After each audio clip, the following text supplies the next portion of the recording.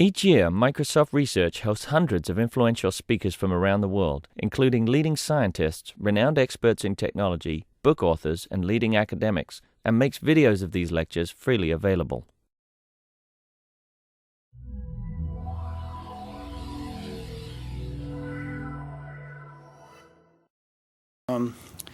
Join me in welcoming Professor Manos Tentzeris from Georgia Tech. He's here. I'm not going to waste time here because he has an incredible amount of really cool technologies to show. He'll be talking about the magic that they're doing at Georgia Tech about RF technologies. So, Manos, please. Thank you. Okay. Thank you very much for hosting me here. Again, my name is Manos Tentzeris. I'm with School of Electrical and Computer Engineering of Georgia Tech.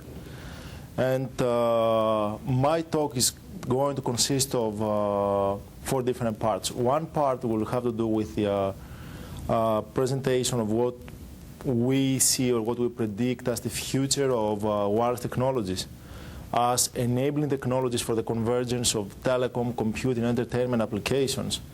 Then we'll discuss about the capabilities of our lab. We'll spend some time on 3D integration and also integration on flexible, wearable materials.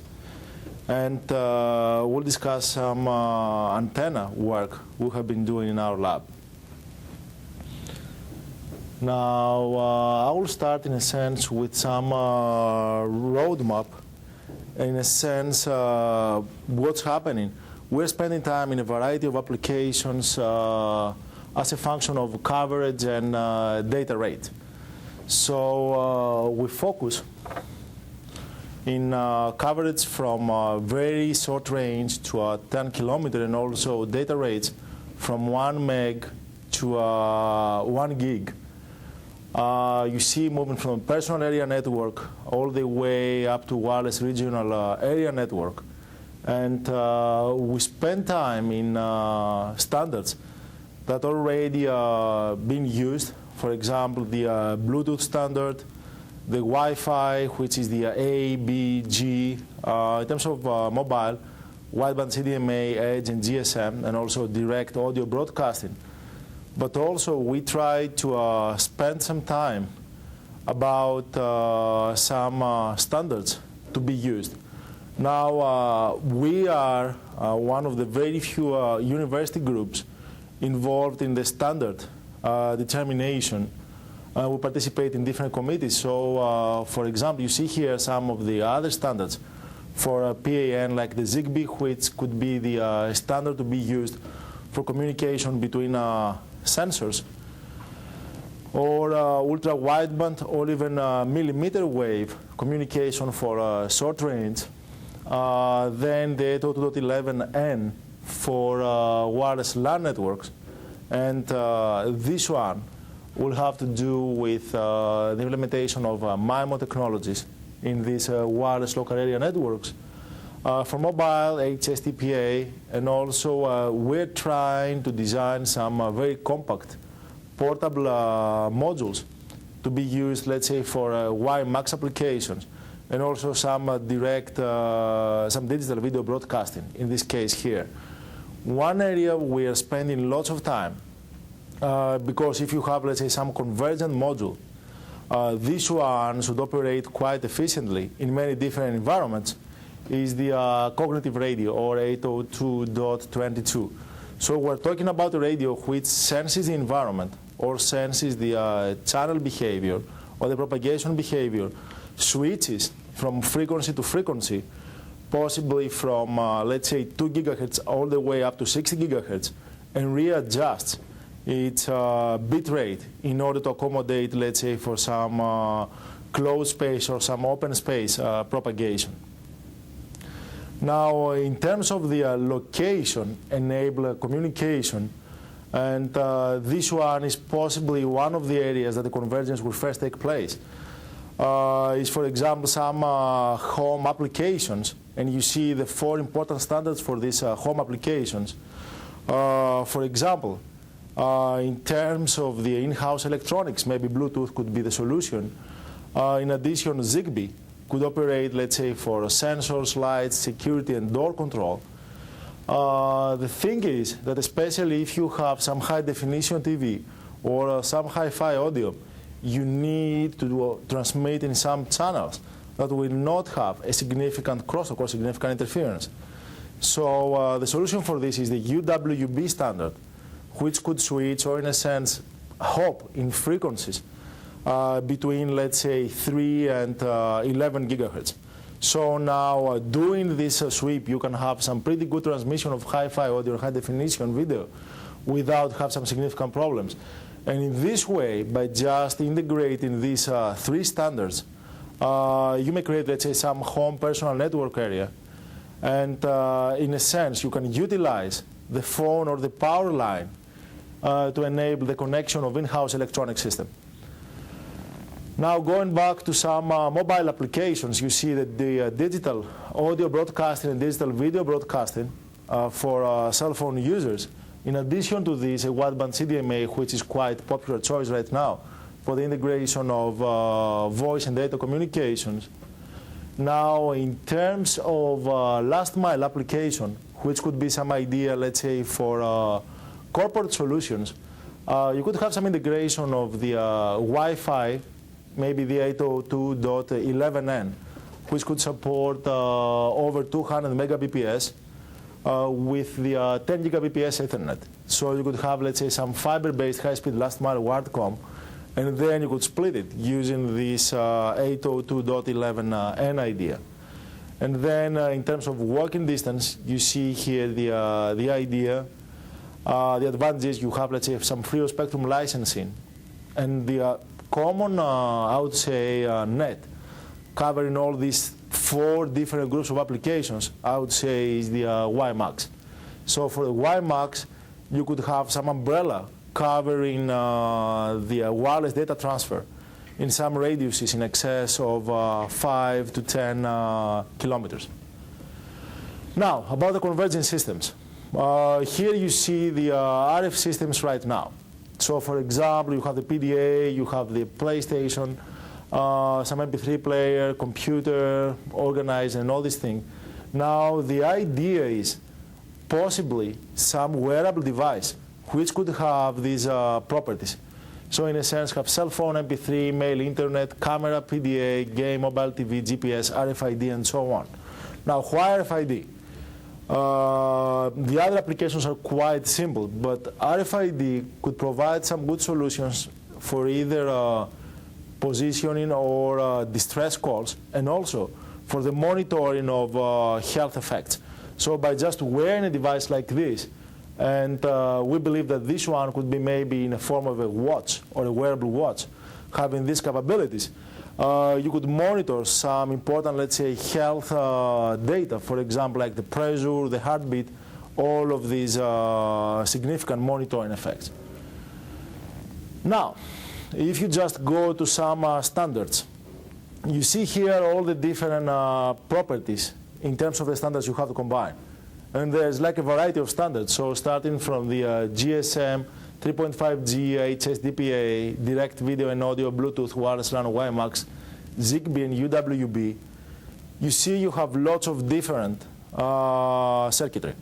Now, one of the problems is, if you try to do it brute force, then you will have some device which are really thick, which could have a very significant crosstalk between the different parts, and also which could be very difficult to reconfigure or readjust, let's say, if you have some new standards or some other operations coming out. So the important thing of integrating everything in some next generation mobile device is something we call reuse of the RF front end. So you have to build some architectures which are going to be reused by at least 70% for all of these different standards. So it's quite important to have some RF front end backbone, in a sense, or core, as we call, which is going to be used maybe for telecom, computing, entertainment, and so on.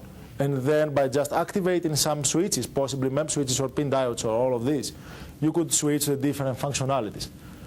Now, in terms of some numbers now, to satisfy these requirements, you will have to have some carrier frequency from 50 meg to 60 gig.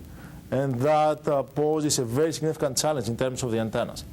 Now, most of the antennas, which are really broadband, cover 1 decade, let's say from 1 to 10 gig.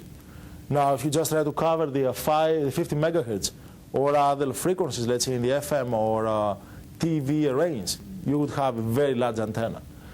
Data rate should be reconfigurable. For example, if you try to control a sensor, obviously you will not need the 1 gigabps. On the other side, if you want to have some high definition TV on demand, you want to get with some wireless idea, you have to push up to 1 gigabps. Another challenge for the electronics, you see the output power. And the output power could be from 10 microwatts to 10 watts. And you have to have this dynamic range with some realistic, let's say, amplifiers, which will have a very large dynamic range. You're going to have multiple antennas and possibly have some concurrent multi-mode operation. So you're going to have the cell phone, for example, playing TV, maybe receiving some GPS signal, and also get some stock market values at the same time. Low power consumption, very small form factor. You should have reconfigurability, and also it should be flexible, because it could be wearable as well. Now, in terms of some observation about how wireless tech is evolving nowadays, communication and broadcast are merging, and more of your device is getting more digital as we approach the antenna. You have integration of the baseband, the RF, and the power amplifier. And it's quite important to control the physical layer. So you have the software. You could have all the layers all the way up, let's say, from layer 2 to layer 7. But unless you know what your hardware will provide you, let's say the power, let's say the form factor, let's say the crosstalk, then you cannot optimize your software. Because in this way, no matter how good the software will be, you could have significant crosstalk, significant interference, and also loss of quality of service. You need more antennas. So moving from a single antenna to a multiple antenna. So moving from SISO to MIMO. And that introduces even more significant crosstalk. Why you need to move to more than one antennas? Because you want to have some diversity reception. Since you're going to operate with your device in quite diverse environments, then you need to be able to receive a signal, some acceptable signal, no matter whether you are, or no matter what's your bandwidth of operation. Modulation, moving out to multi-carriers, and the analog and RF are controlled by software. So in a sense, you have some feedback between the software and the hardware in this case. The hardware controls, let's say, what can be achieved by the software, but also the software controls the analog RF. And this synergy between software and hardware is going to be more and more obvious as you start integrating or as you start fabricating convergent devices. Now about our lab. Our lab in Georgia Tech, which is the High Frequency Systems Lab, and that's called Georgia Electronic Design Center, spends time in these 6 different areas. System on a package, which is the integrated modules where you could have in the same package digital, optical, and RF. You have MEMS and antenna technologies. So fabricate MEMS, and also we devise some antennas which are very compact and also multi-band.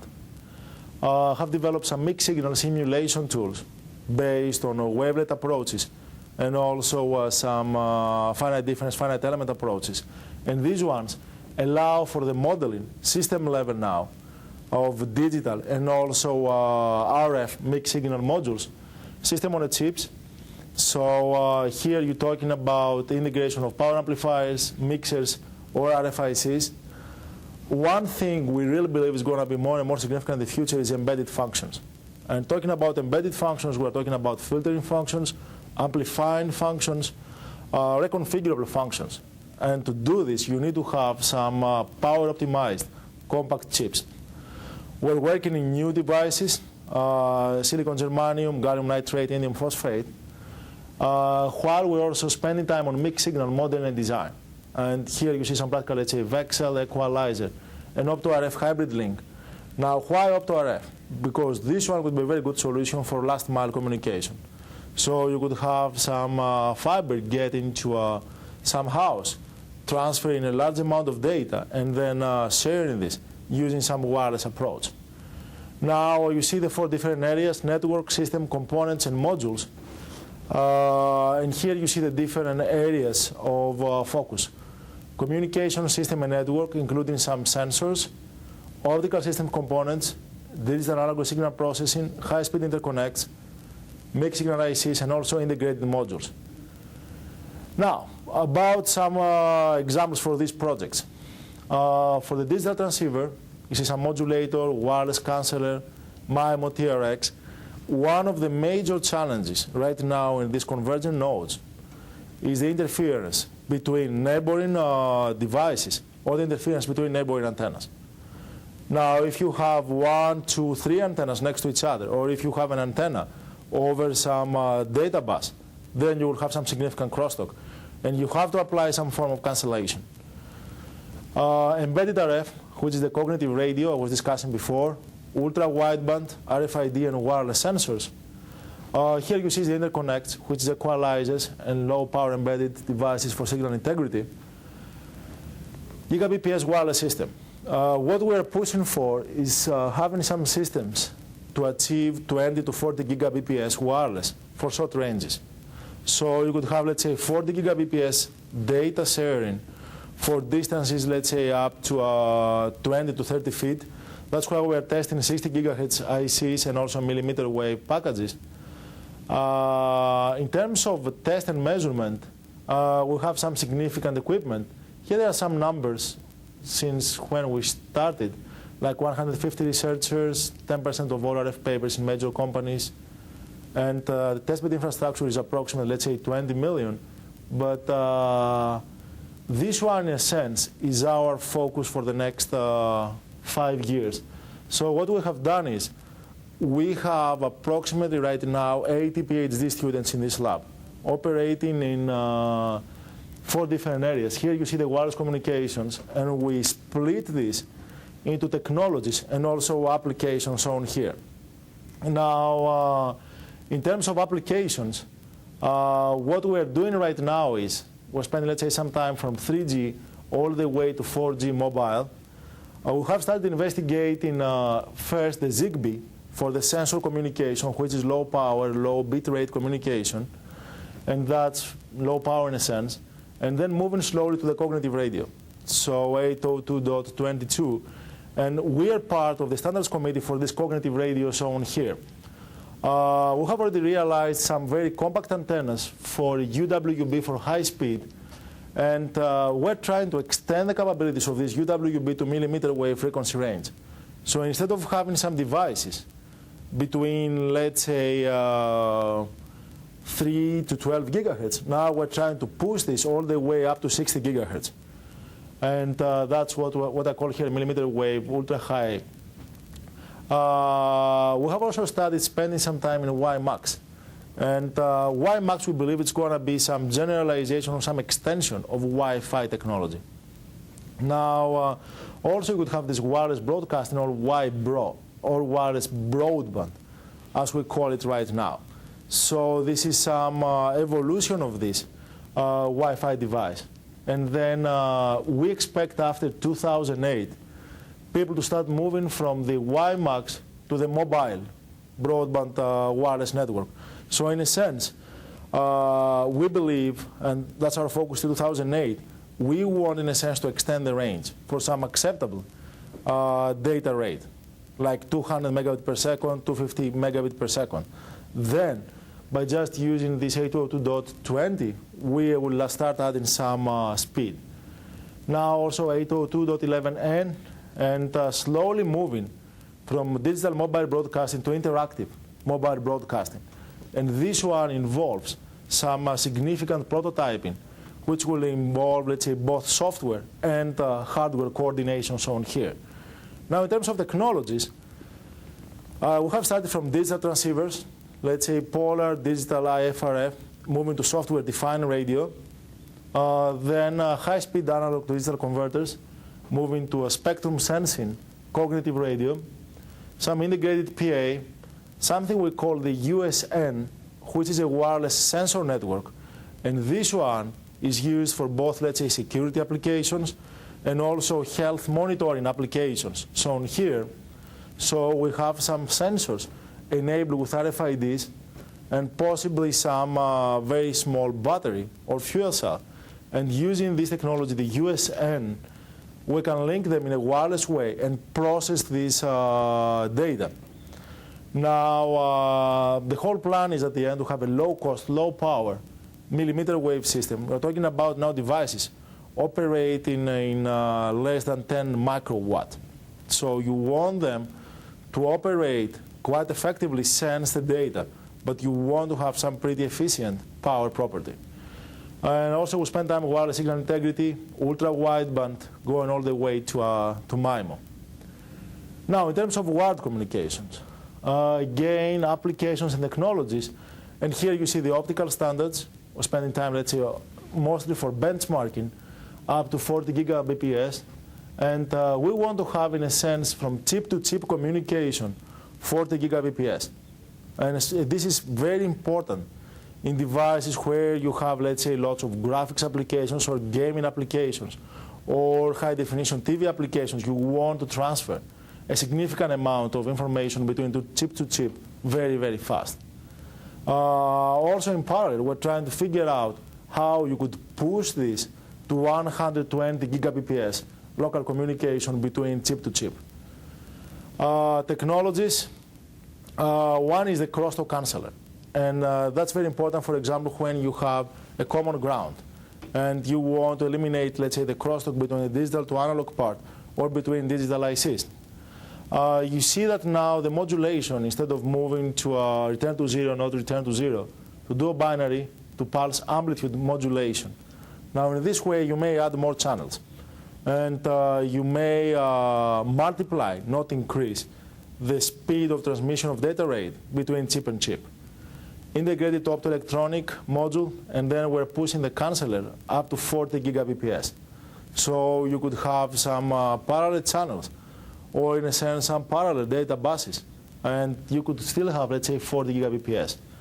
And also we start going to nanotechnology. We have started doing some preliminary work on this reconfigurable optical add drop with the aim of having some quantum dot laser. In terms of statistical test beds we're having right now, in our lab we have the capability to start from point zero, which is, let's say, the choice of the materials or also the fabrication of the minor devices, let's say transistors, medium phosphate, silicon germanium, gallium nitrate, put everything together in terms of circuitry, so in terms of ICs or in terms of functions. Then we perform the package in-house. So we're using some organic or ceramic materials to package these ICs, and then also we perform some testing and prototyping with some equipment I will show here. So in a sense, we just try to have everything from the material and the device all the way up to a system level, testing and reliability. Here are some examples: high-speed mixed signal testbed, some mobile communication testbed, 3G, 4G.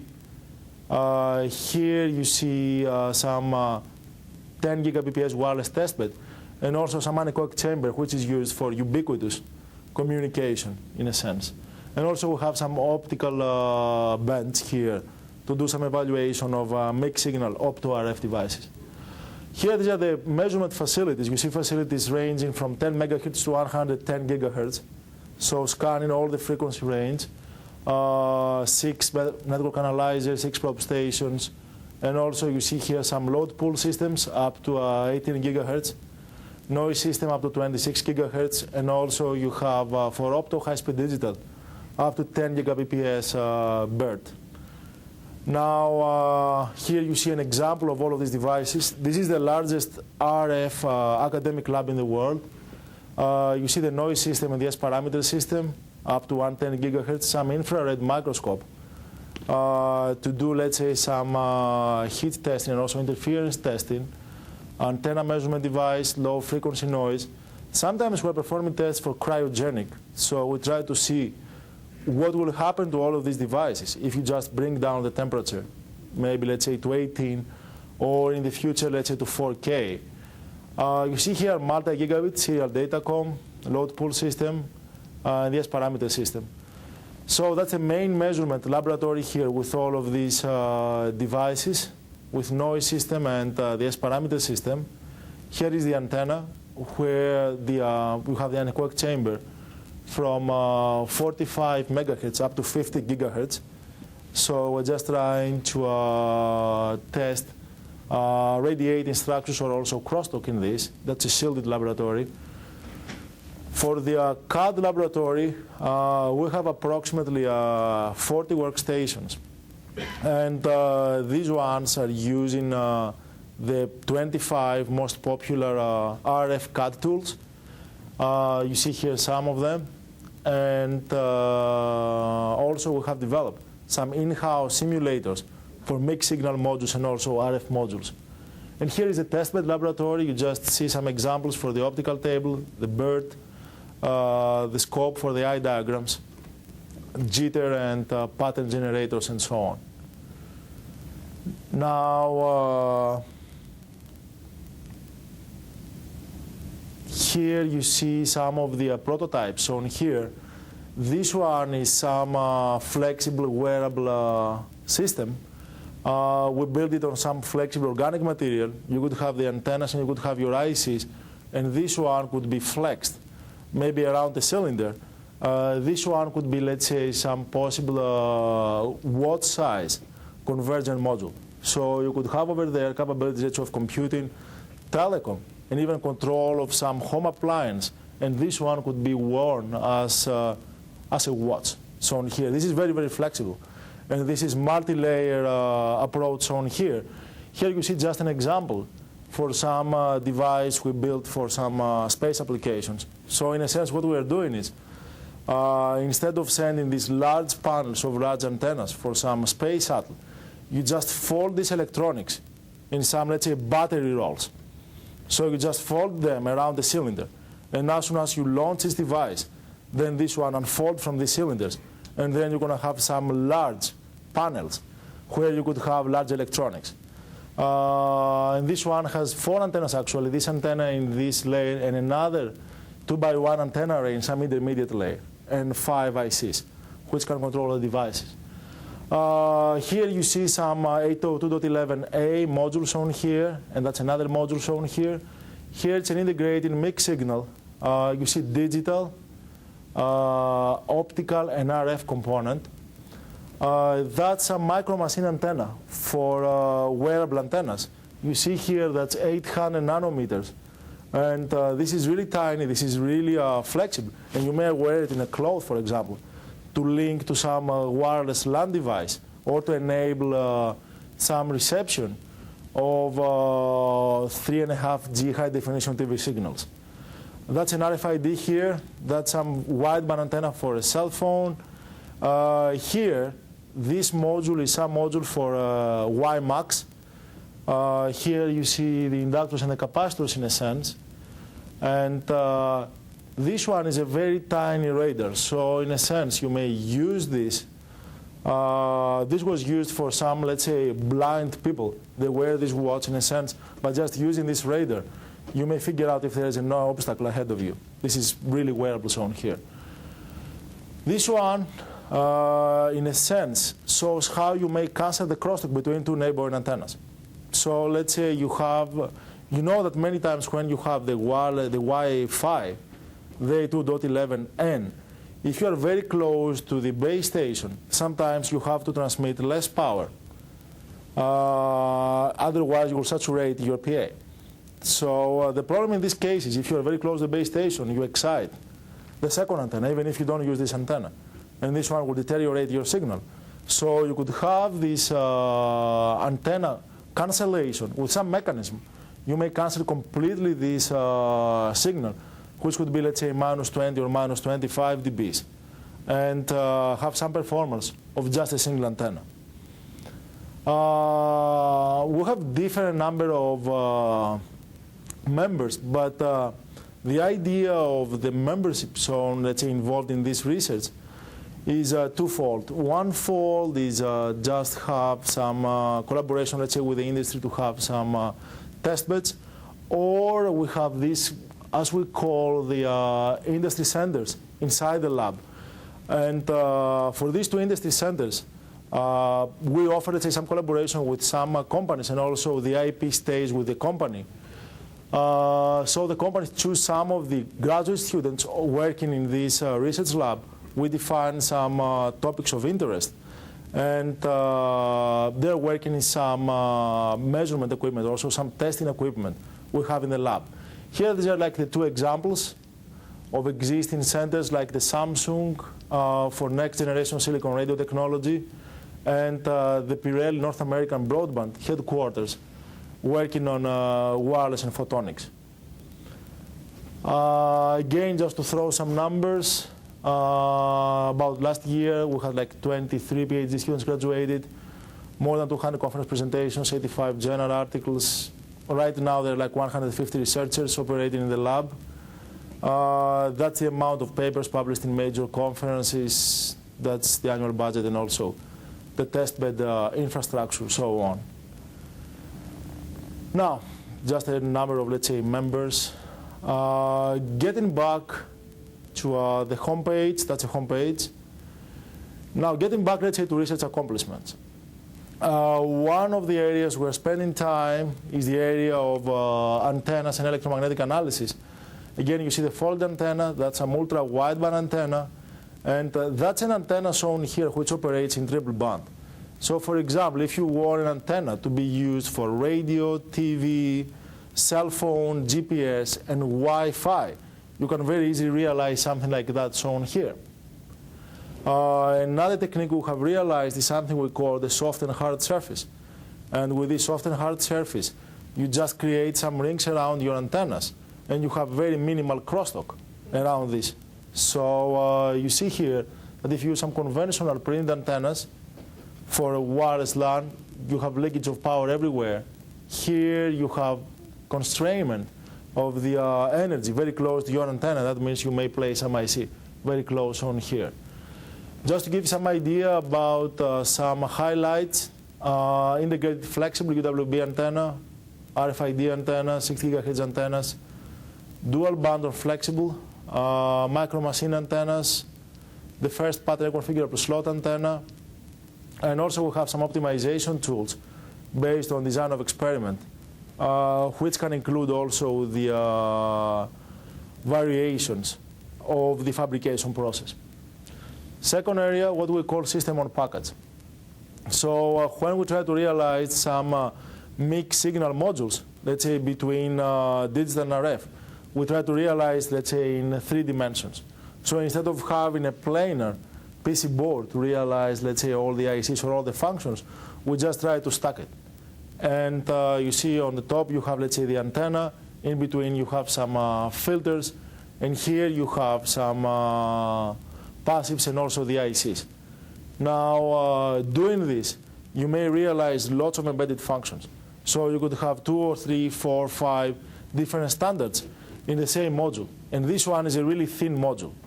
For example, what we figure out is when we try to build some module for voice over IP, enable, let's say, Wi-Fi, 3G, and also some digital video broadcasting with UWB, the thickness of this was 700 microns.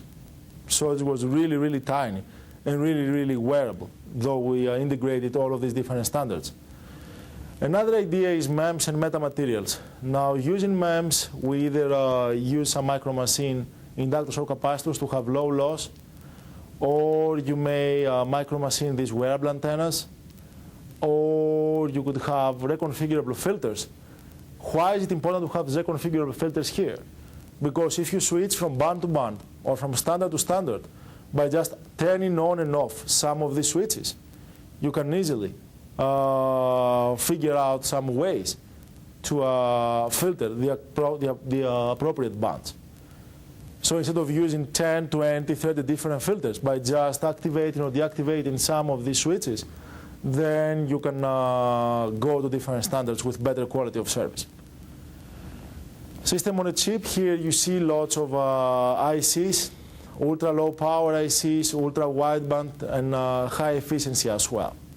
And here you see some mixed signal systems.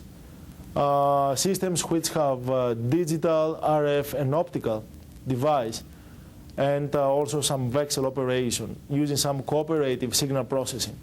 Now, why is it important? That's important because you could have some mixed signal system for wired and wireless network for last mile. So you could have, let's say, something feeding wired and then spreading in a wireless configuration. In terms of device technologies, you see the different devices, silicon, germanium, gallium nitrate, and CMOS as well. Now, what we're trying to do in a sense is to play catch-up between the integration level of digital and the integration level of RF. Now, if you think in terms of the integration of the devices, you see at the integration level of transistors in thousands lags, let's say, the RF integration by 15 years. So in a sense, that's a major problem because you could realize much more powerful, much more efficient functions in digital, and then you have to take care of the RF part in a much more efficient way. So that's, in a sense, what's happening in terms of the standards, and that's the whole paradigm we're working right now. So in a sense, we're moving, let's say, to 3D integrated module. You see here the 3D layers when you try to integrate different RF functions or different standards. For example, one part here could be, let's say, half for computing devices, half could be, let's say, for video processing or entertainment devices. And it's very important to have lower cost, smaller size, and multi-functionality. Now, you see one idea we have tested. If we have some really sensitive ICs next to each other, we use something called micro BGAs and some cavities in this 3D module to, let's say, realize one standard here, another standard here, or even integrate in the same 3D module shown here. So you could have, for example, some processing or some calculation unit here, and here you could have some digital and analog IC, all in the same 3D layer shown here. Here, that's the evolution in terms of technologies. So moving from printed boards to ceramics and now to organics, and also moving from 3D integration to MEMS-enabled, reconfigurable, and also thermal solutions shown here. How do you, in 3D structures, how do you mitigate the power problems? The power problems, you're talking about how you feed your ICs? 3D, that's one reason the standard integration doesn't go 3D is because of power dissipation. So how are you planning on doing that with your 3D? That's what we refer here for this. We have realized either some microfluidic channels or we have some thermal vias. Now, thermal vias usually is not a very good solution. In terms of yield, you have to drill some via and so on.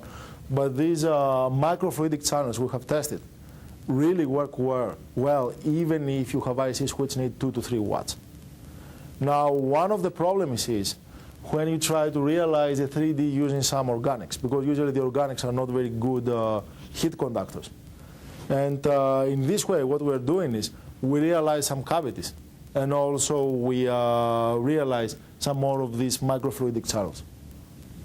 So in a sense, that's definitely a problem, but we have realized that for modules up to 10 watts, using approximately, let's say, 20 to 30 microfluidic channels, we can take care of this heat problem. Fluidic channels with fluids? Either with air, because here you just have air. But we call them microfluidic channels because that's very similar to what has been proposed with fluids. Now, the problem is if you have, let's say, some practical device, you don't want to have fluids running around the module. So we figure out that if this one has a cross-section of, let's say, around 20 to 30 micro square, then you can solve this problem with just air, running air. We have done, let's say, a test for this. If you want, I can give you some publication about this. Here you see now some more technologies for integrated convergent nodes. One is transitions, which have to be really broadband. So you have the same transition, let's say, from below gigahertz up to 60 gigahertz. And this one is very important if you have, let's say, a cognitive radio. That means a radio which could operate, let's say, in-house or outdoor. So you should have the same interconnect operating up to 60 gigahertz. You should have some embedded IC, and thermal handling of this is quite important, as was referred before. We have tested also some RF MEMS properties. And the whole idea is, many times you lose lots of power in your passives. And some loss from the electric or loss from metal. We just try to resolve this. Here you see an example for millimeter wave multi-gigabit 3D module operating at 10 gigabps. You see here integration of the IF, low-pass filter, and band-pass filter. You see the antenna, some diodes shown here, and that's the packaging approach. Here is the cavity, where you may realize this.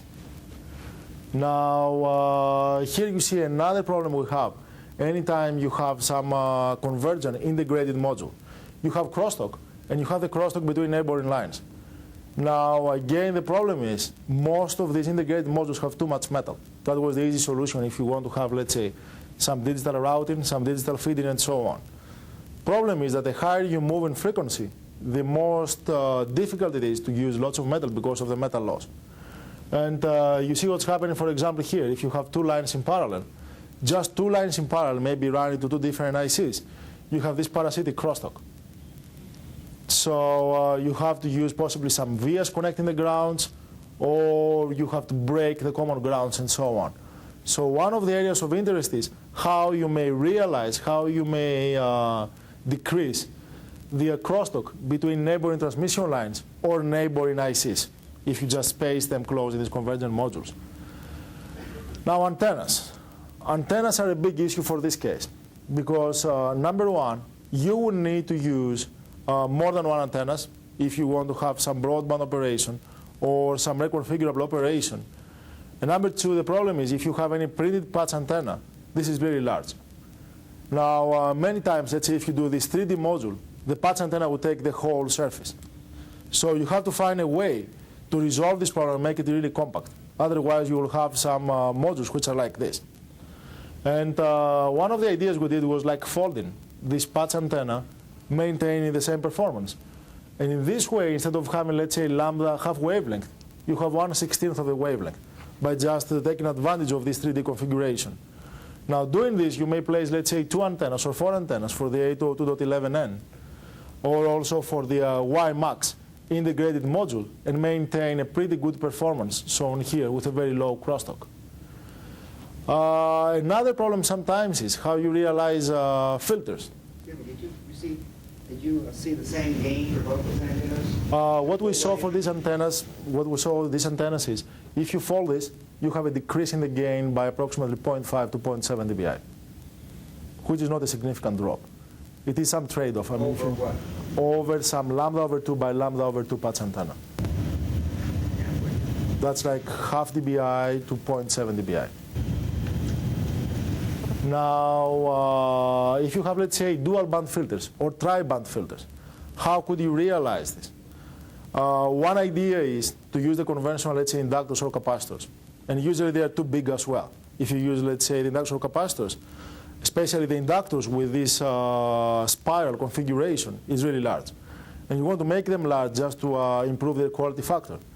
Now, what we have realized is we're trying to do it using something we call Resonator Approach. So we just print this resonator into different layers. And then in this way, you may create some good filtering configuration shown here.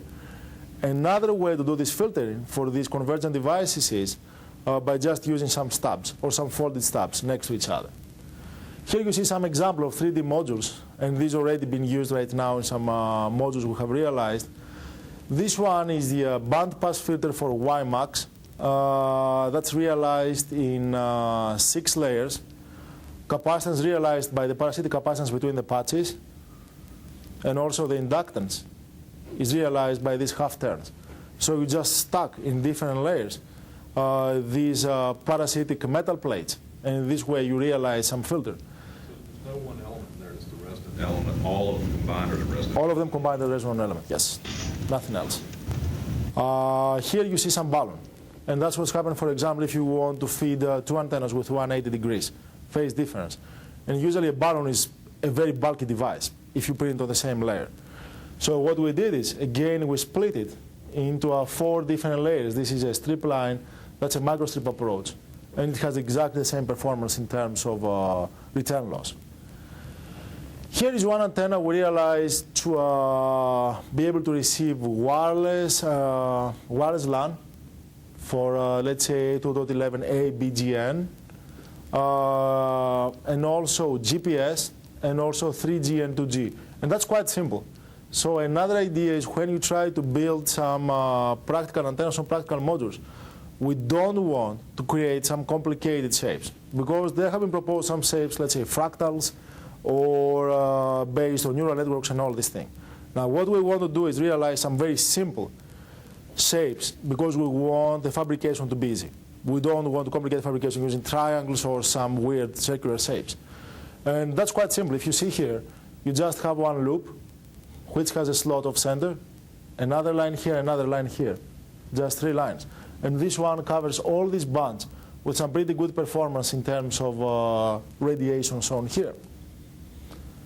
Now, you see the other problem I was talking before. Usually when you have some patch antennas, and that's on top, let's say, of some module which has some digital ICs or some mixed signal ICs, if you have this antenna, then you have some surface wave, as we call it. And usually, you utilize, let's say, some materials with high dielectric constant, because you want to make your device quite compact. Now, the problem is that the higher the electric constant your material, the more surface waves you have. And these waves move to the edges, hit the edges, and cause something we call diffraction. Now, the problem with diffraction is you cannot control the direction of diffraction. So it could go to a layer of the surface, it could go inside and create overheating of some ICs, and so on. What we did is we have created something we call the soft and hard surface ring around this. So you create a ring very close to your patch antenna, and in this way, by just creating a ring, you create some cavity which focuses the radiation and protects the neighboring ICs. Is there any question? So you see the example shown here. Now you have minus 50 dBs the moment you had, let's say, minus 35 dBs previously. So in this way, you may place more antennas or more devices closer to each other. Here you see the variation, let's say, in terms of radiation pattern. And this one was a big challenge when we tried to realize some WiMax modules. If you don't have this device, due to the diffraction, that's your radiation pattern. So you want to feed most of your power to this direction, and actually you feed to the side. Now that's what's happening if you just correct the radiation pattern using this configuration shown here. And that's for a very high dielectric constant, 10, which would really kill your performance if you did not have this. The other thing is, you see here that you have a very tiny backside radiation shown here. You have 10 to 15 dB better backside radiation. And in this case, you may place some IC just under your antenna without having any problem. Even if you have, let's say, some really sensitive digital IC here, no problem at all. Now, another challenge sometimes is circularly polarized antennas. You know, most of the times when you are not certain about the environment or the channel propagation, you don't want to use some linear polarization. You want to use some circular polarization. The challenge is that up to very recently, the most broadband circular polarization antenna was only 10%. So if you want to have some really broadband signal or some signal which could operate in many different bands, it was impossible. What we try to do is, by just using some embedded loops, as we call them, let's say with some slots off center, you can push this to 50%. So in this case, you could have a very wide, let's say, frequency range. This one is for 802.11n, this one is for cell phone. And you can see that you have a gain of 10 dBi, and also here, you could have a very large bandwidth of operation. So in this case, you may use this device, let's say, for both telecom and also for some maybe high-definition TV application at the same time, or digital audio. Here you just see something for wireless handhelds, or actually we have tested this thing for some game machines. So we try to figure out what's happening if you just try to integrate a very broadband antenna in some of these, let's say, game boxes. And the idea was possible, let's say, to have some wireless data transfer between the game box and some, let's say, joystick or some sensors, which are in some distance. And you see here that this one is conformal to the sides of some of these boxes. And you see the dimension of this antenna. This antenna is like 4 centimeter by 2 centimeter by 1 centimeter, so it's really tiny. And if you see the performance, it has a bandwidth of 40%, radiation efficiency of 90%, and a gain which is 5 dBi. So you may use something really, really simple shown here. You see you just have this double cross, as we call it, and then this line shown here. And this is extremely simple. And you just have some pretty good radiation pattern, completely isotropic radiation pattern with very low crosstalk. So in this case, you could have some very good data transfer or data control to some sensors or control devices. And this one also has been tested for some robotic applications. And you see that's quite anisotropic, really, really small, and also has some bandwidth of 40%. Why do we care about this large bandwidth? Because you want to have almost zero interference. And if you transmit something in this, let's say, wide frequency range, then obviously you're going to receive it quite effectively, especially if you are, let's say, higher than 1 gigahertz. You will definitely find some channel where you could have very, very low interference shown here. Another important thing is this 90% radiation efficiency. You don't want your device to die due to power consumption. Now, this one is almost completely optimized, despite the fact that this has some significant amount of metal. This one is, again, some different antenna, short backfire antenna, very short antenna. And that's happening if you want to have, let's say, 14 dBi. And this is used for some base station for WiMax or Wi-Fi. Very large gain, let's say 14 to 15 dBi with some efficiency. Better than 70%, and that's the radiation pattern. Now also you may rotate this beam by using some reconfigurable devices. And here you see some backfire antenna again for similar applications, 14 to 15 thing. One of the last antennas I will show is this thing, secular polarized backfire antenna. Now this is the first antenna of this type. So it's very, very compact. This one here is maybe, let's say, 5 by 5 inches. This could be realized in everything portable. And in this case, you could have a very large gain bandwidth with a gain of 15 dBi. And this one is going to be used for mobile Wi-Fi, in a sense. So you can place it, let's say, on some automotive, or you can place it on some airplane or some train. And this one could receive signals quite effectively. Yes? Can you please go back? When you manufacture multiple antennas with the same specification, what is the likelihood, what is the variance in the operational characteristics that you're going to get? The variation we have seen is approximately 5 to 7% in the central frequency. And that's why we want to have antennas which have bandwidths in excess, let's say, of 30%, so as you always cover the design frequency. Because lots of people are presenting antennas excuse me, that have bandwidth of 5% with fabrication variation of 5%. And that means if you just try to fabricate them, then what's going to happen is you will not cover any frequency you want to cover. And we believe that the solution for, let's say, if you want to have some broadband device, which would be useful for many operations, is to have some bandwidth which is 5 to 6 times the bandwidth, the design bandwidth of operation. And in this way, you will always cover what you want to cover. It's kind of hard to interpret the principal lobe. This one here? Yeah. The principal lobe is, if you see, let's see. Polar plots. So. You see here it's quite similar because that's minus 45 to 45 for both of the planes. So it's quite symmetrical for both of the planes. The 3D point is about The 3 10 dB, to 15 degrees. yeah, 3 dB point is approximately 15 points. Yeah, I agree. So you said good mobile applications. That has to be pointed into such a high gain. And you pointed, are you? This one is, as I said, like for a Wi-Fi, mobile Wi-Fi or WiMax application. Which means you need to. Which means, in a sense, you have to lock. Yeah. So in a sense, you have some smart antenna right now. This one is a static configuration, but what we plan to do is by just using some switches here to be able to tilt this antenna. So electrically. So this antenna, for example, could have multiple lobes looking to different users. Or if it's, let's say, some antenna for some PC, for some laptop, because that's going to be much better application. Let's say on the side of your laptop, it could start scanning and then log to your base station. So how much can you scan the main load without having the parts of the scanning device interfere with the basic operation of the antenna? What do you mean, the interference? Okay, this shows, I guess this shows one embodiment of an antenna. Yes. It's a single load, right? Yes. You can mechanically steer it.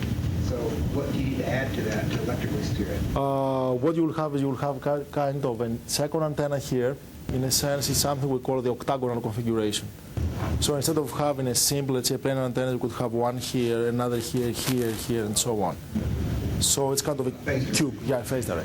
That's a phased array. And now it's pretty big. That's 5 inches. That's a pretty big array. This one is approximately, let's say, yeah. And this is a prototype. So what we plan to do is, in a sense, instead of doing this thing in terms of a cube, doing this thing inside these reflectors. So in a sense, you could have some sphere, and that's what we're doing right now, sphere with different holes. So you could have a sphere, let's say, of 7 inches by 7 inches.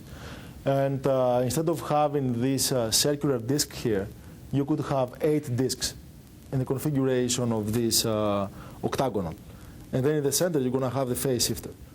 So instead of having, let's say, 5 inches, 5 inches, 5 inches, 5 inches, which is really big, I agree, you just take care of the radiating element and then use a sphere instead of some parabolic thing. That's the next generation we're doing right now.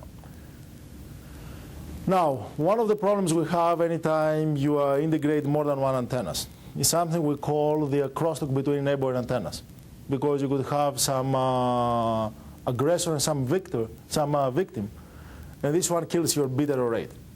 And this is very, very common in most of the applications we have seen shown here.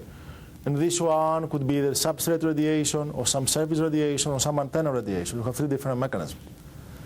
So one of our major areas of interest right now is do some cancellation. So if you have 2, 3, 4 neighboring antennas, we want to try to cancel the effect of the one antenna to the other antenna. For example, if this antenna is working and this antenna is pretty much passive, if you are close to some base station, this antenna will receive some radiation, and also some of this energy will couple to this one. So instead of having some gain, let's assume 4 dBi, the gain will go down to 2 dBi. And then in this way, you promise some bit rate, and then everybody's wondering why my call is dropped, why my calculation is off, or why I cannot control my TV or my hi-fi stereo. And here you see what we're trying to do. Let's say if you have some isolated antenna, and that's a radiation pattern, we really try, in a sense, to kill this effect. That's a really practical example here, and that's an antenna for some Wi-Fi at 2.4 gigahertz, and that's an antenna here for the cell phone. Actually, this one operated in some voice-over IP-enabled cell phone. And you see that before the interference cancellation, the lobe has been tilted, and also the gain is worse by approximately 1 dBi. And this one would kill possibly the link, because at this direction, you see that your power is much less. So it's not only effect of the 0.9 dBi gain, but also an effect of power to the direction you want to transmit. So you may even lose the link in this case. And now you see after the interference cancellation, in a sense, you correct this thing. And that's, I believe, one of the major challenges anytime you integrate some different functionalities in a module. For example, if you have, let's say, telecom computing or media application. Now, let me refer quickly to the reconfigurable antennas and antenna arrays, because there was a question before. And the way we try to realize this thing is have the antennas on one layer, and then have some phase shifter attenuator or power amplifier on some intermediate layer. So in a sense, you create some cavities in some intermediate layers, and then you connect them via some slots. So you have some slot coupling of the antennas and these phase shifters. And here you see some practical examples shown here. That's where the phase shifter will be, and that's the antenna array realized shown here. And in this way, you may start rotating your beam.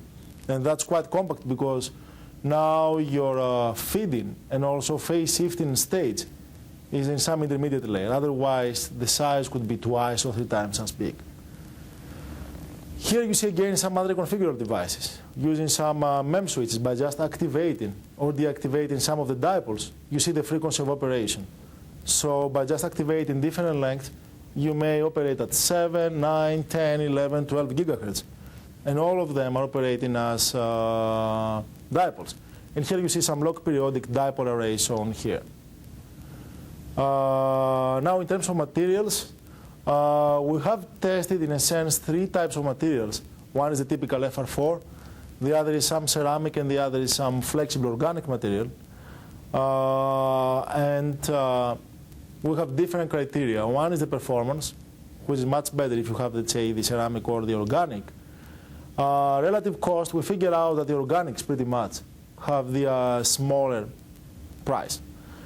Now, in addition to this, most of the ceramics have some thermal expansion coefficient which can be engineered, which is really important because if you have some high power digital ICs which induce lots of heat, many times, unless you have some good CTE, you have delamination of the 3D layers because you have lots of heat in one layer, then it stays trapped, then you have some warpage and so on.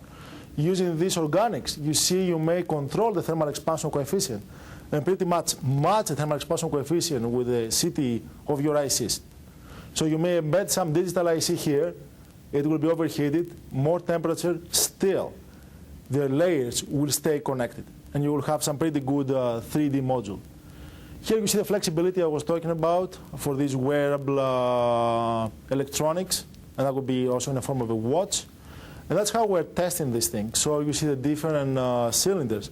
We're just testing these flexible electronics or flexible RF modules. What we're doing is we're just folding these electronics around these cylinders. Now all of these electronics have antennas, they have ICs, and also they have some embedded filters. So obviously, if you have some folding, sometimes you expect to have some variation of the performance. And you see here, for example, what's happening after you fold this with some mechanical force. This one would be quite similar if you just wear it as a watch and you fold it to adjust your arm. And you see what's happening, that even after flexure, you see the radiation frequency is exactly the same. So you see here that's a central frequency in a sense, and that's flat residential curve, and so on. Now that means that the interconnects and also the fundamental shapes of the metallization stay unaffected. Now maybe you would be wondering, why do we care about the resonant frequency after and before flexible? And the only reason I'm showing this is just to show that the interconnects and also the metal structures inside this module maintain their performance even if you fold it or if you wear it. If there was some shift in this resonant frequency, that would be due maybe to some delamination or some problem of the interconnects. Here you see that even if you flex it in very tight cylinders, still you're going to have some similar, let's say, antenna performance. Another challenge, anytime you just try to have some 3D integrated module, is the hermeticity. Because somebody would say, okay, the organic is cheap, but maybe it's not hermetic. So for example, if you just try to use this device, either for some home environment or if you wear this thing, it will absorb humidity and after 1 week it will die. Now what we figure out is that there are some organics which have very hermetic nature when we characterize this. And that means you may use these organics to realize these 3D modules. They have comparable properties to glass or ceramics. Now advantage, if you use organics also, you could have more devices per panel. And here is the configuration in a sense we have realized here. You see some embedded ICs completely embedded in this 3D module. Now these ones could be even sensors or resistors And in this way, you could have also some VS as well. Now, you see here some practical packages which has optoelectronics, MEMS, thermal VS, and also some digital circuit. And that's for some optical fiber ribbon shown here.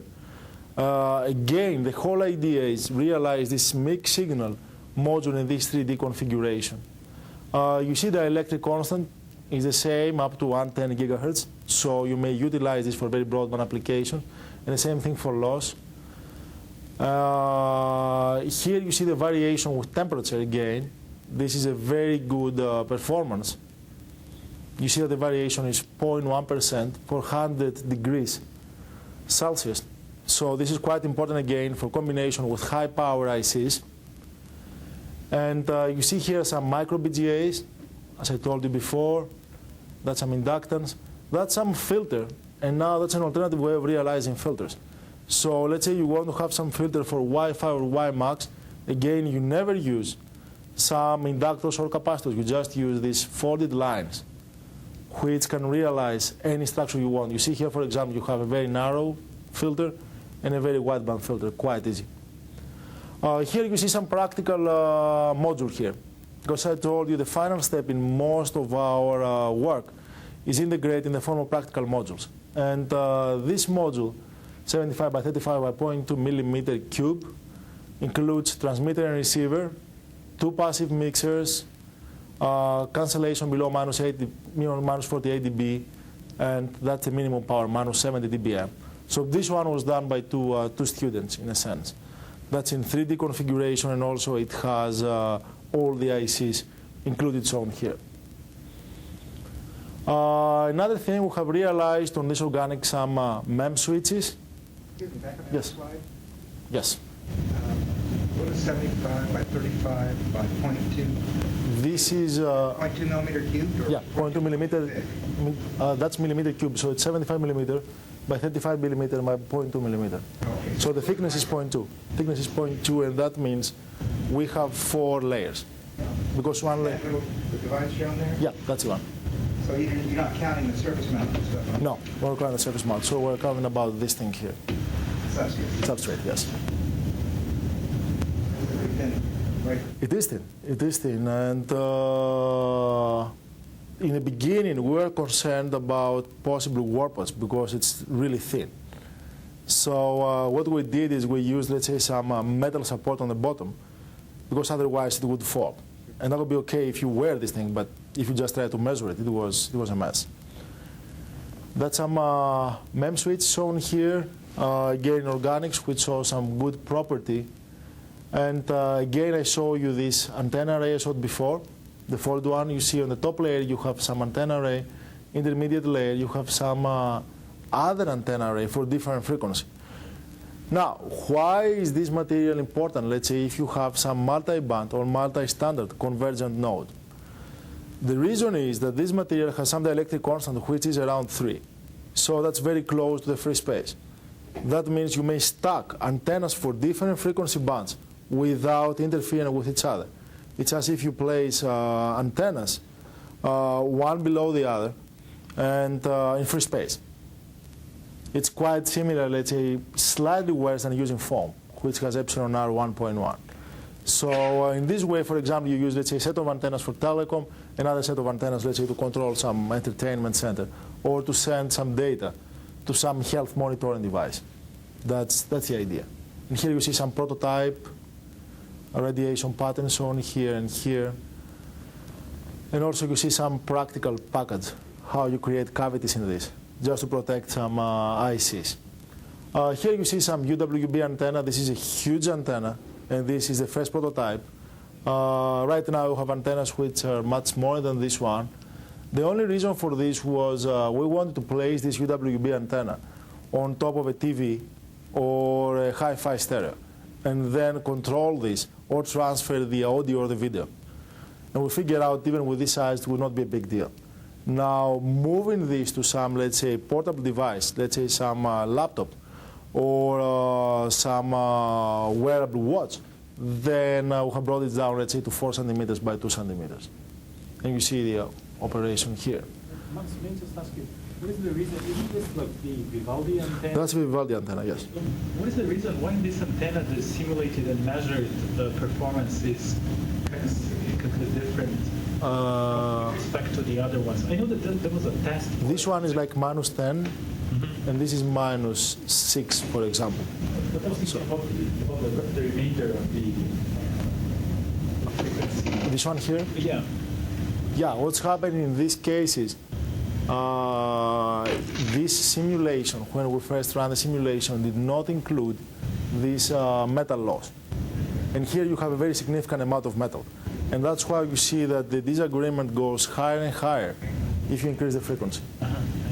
So you see, for example, you have like 13 centimeters of metal here, thick metal. So that was like the first order measurement. That was pretty much the metal. Here you see some CAD design tools we have developed. They're used based on a multi-resolution approach, which is some wavelet approach.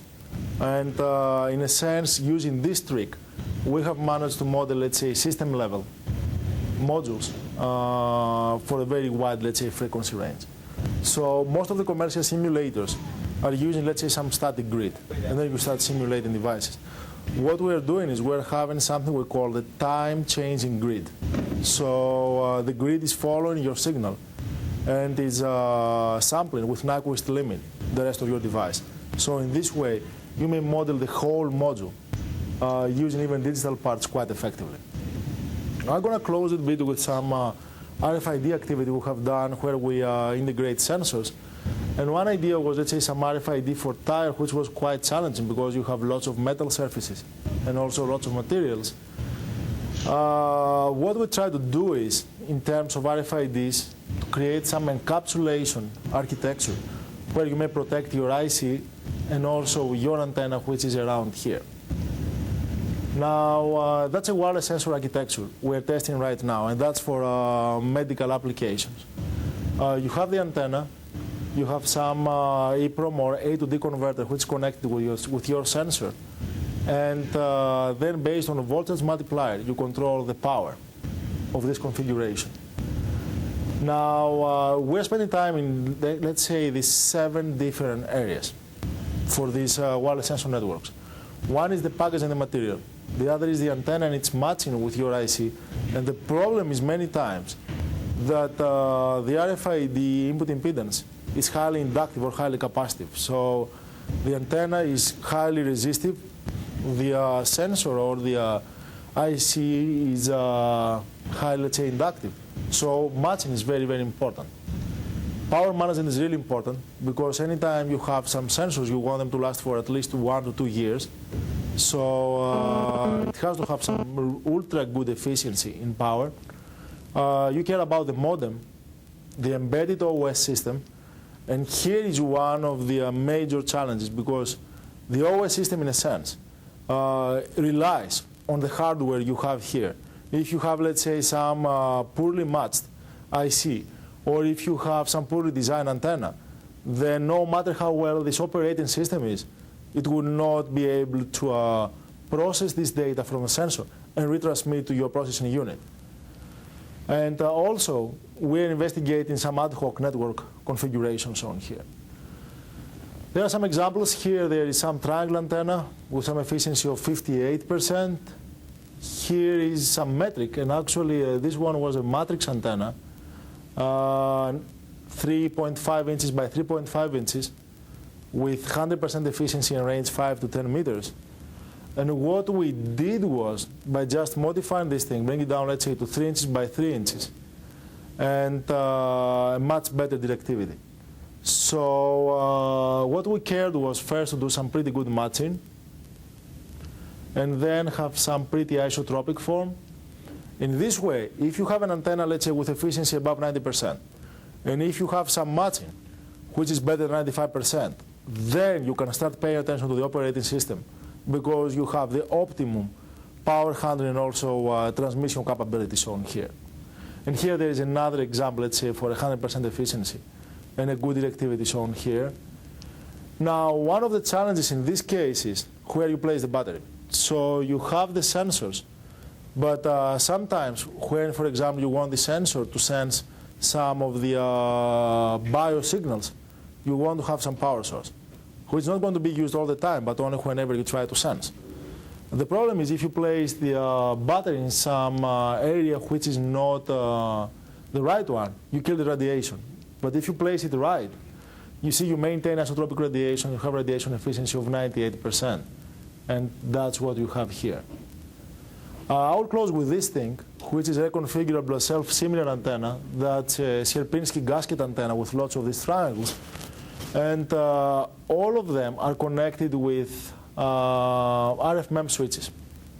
So by just activating or deactivating these MEMS switches, you can have a different frequency of operation. For example, if you have all of the switches off, the only radiation element is the bottom one.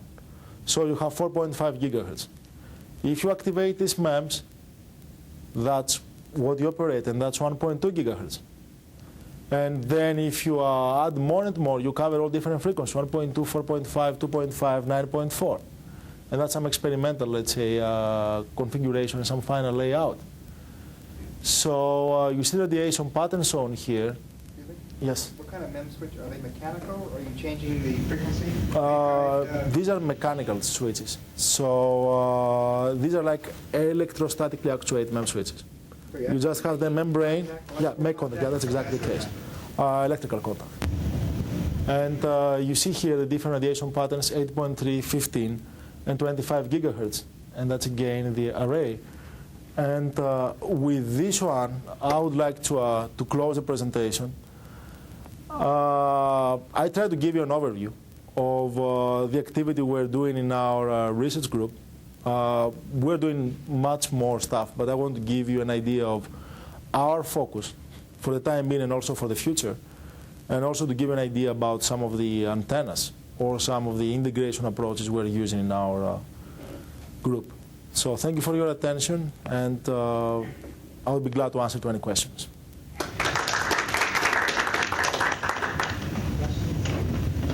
When I see a taper structure, I'm thinking in terms of a continuous impedance change, like a normal old-fashioned horn antenna. Yes. When I look at your horn structures, I'm kind of confused about how much that's transmission line, how much that's radiation element, or is it irrelevant? It's just a taper structure. Are you talking about the matching between the feeding line and also the... if you see the feeding here, let me go about it. The question is, I want to make sure I don't have the wrong idea about what the radiating element is and what the feeding line is. Radiating element is usually the disk. I don't know if you remember the configuration I showed for the reflector antennas, where you had the two cross or where you had the slot. That's a radiating one. Okay. And then the two vertical lines, in a sense, these are like the feeding lines. Yeah. Now, the advantage of this is you don't need to have a balun. So, in a sense, you connect one to the radiator, the other to the ground, and then immediately you have some radiation. But radiating is the disk. It looks like you're going up in frequency, and I keep seeing silicon and CMOS in there. So what kind of efficiency do you expect in light of, it seems like every time you see a spec of a new radio at higher frequencies, it looks like the receiver is gaining the lion's share of the power dissipation. So what do you expect in material properties at, say, at 60 gigahertz? You don't see CMOS there right now, right? No, no. I would say CMOS limits right now are around 20 to 25 gigahertz. That's your top. At most. Now, if you talk about Zigbee, that's a different story. Silicon germanium, I would say, could be used in 60 gigahertz. Now, there have been... less efficiency. It is less efficient. It is less efficient, and also the cost is higher. Now, if you're talking, the need for efficiencies for the 60 gigahertz modules is in excess of 85%. And right now, the silicon cannot offer this thing. Now, there have been some claims by some people about use of silicon in 60 gigahertz, but I would be very curious to see some real-world prototypes, because I've been in some expos or in some conferences, and we have discussed with these people, and except from showing some very simple power amplifiers or some very simple mixers, I've not seen anything put together in the form of a module. So we believe that still silicon is not the solution for the 60 gigahertz. I would say it's up to, let's say, the very low end of millimeter wave frequency range. Now, I don't know what's going to happen after, let's say, 5 to 10 years, but for the time being, the answer is no. And we have tested lots of silicon. It just seems like the lion's share of the effort curve is in more bits per second, and very little is going down in low power. The 802, the full spectrum, up in bits, almost nothing in low power. Bluetooth is notorious. That's the idea for 802.22. Now, if you check the cognitive radio standards, and that's the only standard which has to do with this power, because we have been in this committee. I can show you results for the standards, the new standards for 802.22. We discussed like about 2 weeks ago there was a meeting. And for the cognitive radio, I cannot give you the numbers, but I have like the new Convergent standard, the cognitive radio, which will be announced in March. And this one will discuss about the power handling capabilities. So now you will see some numbers, and I cannot give you the accurate numbers, but you will see some numbers in the area of, let's say, less than milliwatts, and in the range of hundreds or tens of microwatts in this standard. There has been lots of discussion about this because there was a meeting in December, there was a meeting in October in the standard committee. Actually, there were 2 standards, 2 proposals for this standard. But for this cognitive radio, they want to have some low power consumption. Because there hasn't really been a solution for wireless sensors. Yeah. The only standard I have seen for this, and that's kind of a de facto standard, is this Zigbee thing. But still, I don't think that's sufficient. It's just a very primitive standard in a sense. And nobody intended to use Zigbee for sensors when they created this thing. But finally, it will start getting used because of these power requirements. But I would say that cognitive radio will spend lots of time on this thing.